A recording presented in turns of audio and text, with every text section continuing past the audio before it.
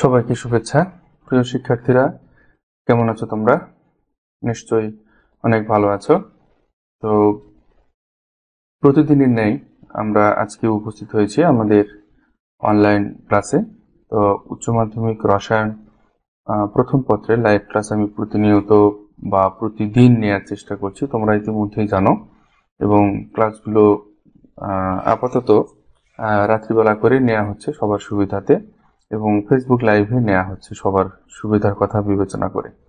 তো গতকালকে আমরা লাসাতিলিয়ারের নীতি আলোচনা করেছিলাম, এবং লাসাতিলিয়ারের যে নীতির যে ইন্ডাস্ট্রিয়াল যে সাইডটা রয়েছে, অর্থাৎ শিল্প উৎপাদনে লাসাতিলিয়ারের নীতির যে প্রয়োগটা রয়েছে সেটা নিয়ে আমরা আলোচনা করেছিলাম। তো আজকে আমরা আরেকটি গুরুত্বপূর্ণ টপিকস, যেটি হচ্ছে আমাদের ভরক্রিয়া সূত্র, ল অফ মাস অ্যাকশন যেটাকে বলা হচ্ছে, এবং বিক্রিয়ার সাম্যধ্রুবক কেসি ও কেপি, এগুলো নিয়ে আমরা আলোচনা করব। আচ্ছা, তোমরা ইতিমধ্যে অনেকেই জয়েন করছো।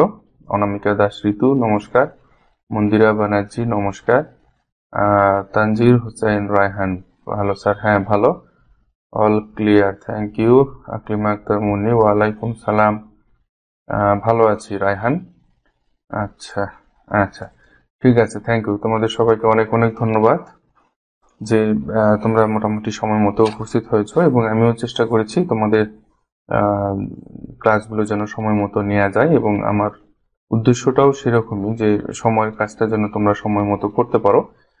এই জিনিসটা আমি সবসময়ের জন্য গুরুত্ব দিয়ে মানে দেখার চেষ্টা করি আর কি, যে সময়ের কাজ সময় মতো করতে হবে। হ্যাঁ, তো থ্যাংক ইউ, সবাইকে অনেক অনেক ধন্যবাদ। আর কথা না, আজকে আমরা আমাদের যে মূল ক্লাস ভরক্রিয়া সূত্র আর একটি গুরুত্বপূর্ণ টপিকস রাসায়নিক পরিবর্তন, এই অধ্যায়ের মধ্যে আমরা মূল ক্লাসে যাচ্ছি, এবং মূল ক্লাসে যাওয়ার পূর্বে অবশ্যই কি করতে হবে, শেয়ার করতে হবে ক্লাসটা, তোমার বন্ধু বান্ধব সবার মধ্যে শেয়ার করতে হবে।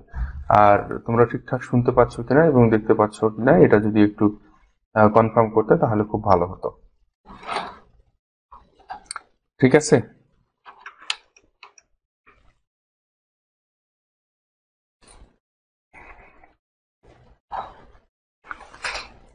আচ্ছা, ঠিক দেখতে পাচ্ছ, ঠিক দেখতে পাচ্ছ, তো অনেক ধন্যবাদ তোমাদেরকে। ঠিক দেখা গেলেই ভালো। আমিও চাই যাতে তোমরা ঠিকঠাক দেখতে পাও। আচ্ছা, এখন একটু বোর্ডটা ঠিকঠাক দেখা যাচ্ছে কিনা সেটাও একটু আমাকে বলবা, যে স্যার বোর্ডটা ঠিক মতো দেখতে পাচ্ছ কিনা।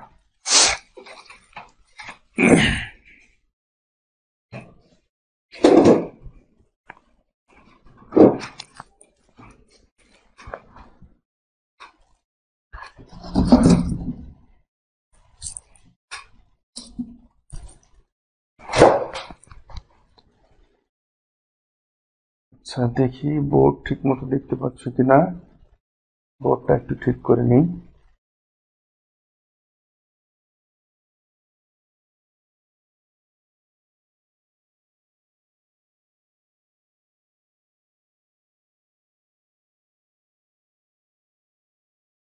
আচ্ছা, আমি বোর্ডটা মোটামুটি অ্যাডজাস্ট করে ফেলেছি। এখন তোমরা একটু বলো দেখি যে বোর্ডটা সব ঠিকঠাক দেখা যাচ্ছে কিনা, বোর্ডটা ঠিকঠাক দেখা যাচ্ছে কিনা এটা একটু আমাকে ইনশিওর করো তোমরা।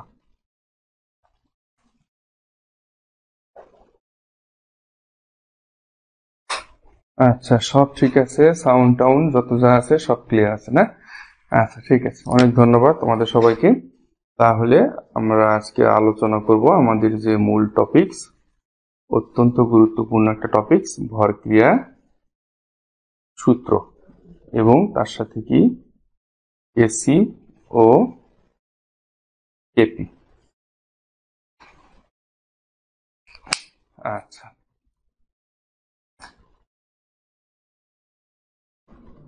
আচ্ছা, সব ঠিক আছে, সব ঠিক আছে। আচ্ছা, অনেক ধন্যবাদ।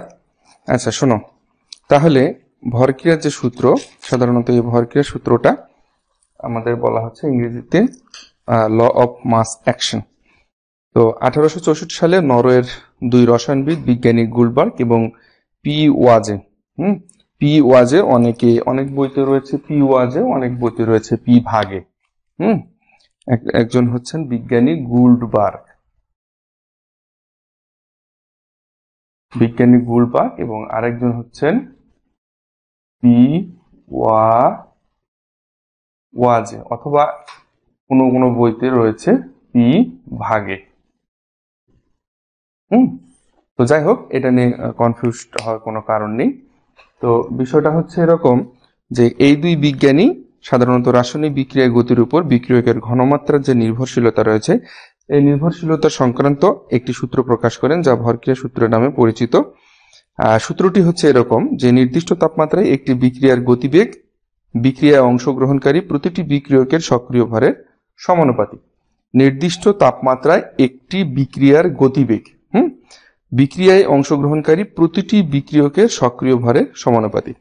তো এখন এই যে সক্রিয় ভর, এই সক্রিয় ভর বলতে সাধারণত তরলের ক্ষেত্রে সর্বোচ্চ মোলার ঘনমাত্রা বলা হচ্ছে, তরলের ক্ষেত্রে সর্বোচ্চ মোলার ঘনমাত্রা বলা হচ্ছে, এবং গ্যাসের ক্ষেত্রে আংশিক চাপকে বোঝানো হচ্ছে। এই দুটো জিনিস মনে রাখতে হবে। এই দুটো টার্মস এখানে আমাদের অত্যন্ত গুরুত্বপূর্ণ। সেটা হচ্ছে যে সক্রিয় ভর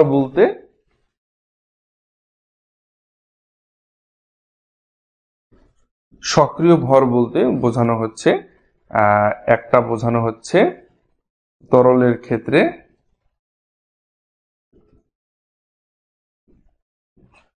ক্ষেত্রে বলা হচ্ছে যে সর্বোচ্চ মোলার ঘনমাত্রা। হ্যাঁ, তরলের ক্ষেত্রে সর্বোচ্চ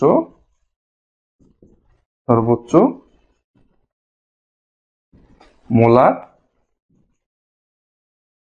ঘনমাত্রা। আর 2 নাম্বার বলা হচ্ছে গ্যাসের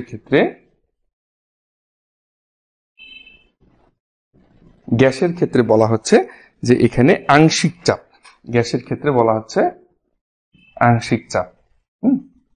এই দুটো জিনিস কিন্তু আমাদের মাথায় রাখতে হবে। একটা হচ্ছে সক্রিয় ভর বলতে একটা তরলের ক্ষেত্রে বলা হচ্ছে যে সর্বোচ্চ মোলার ঘনমাত্রা, এবং গ্যাসের ক্ষেত্রে বলা হচ্ছে আংশিক চাপ। ঠিক আছে?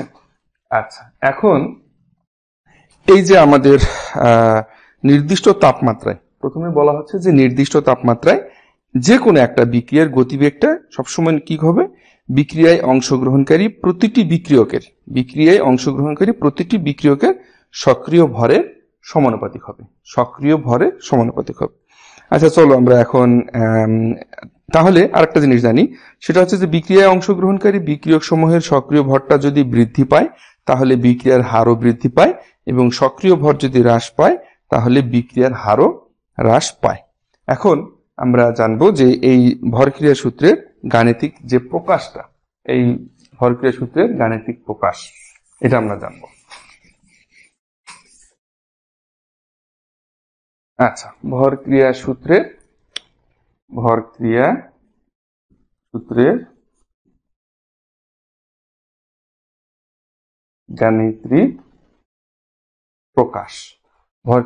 গাণিতিক প্রকাশ।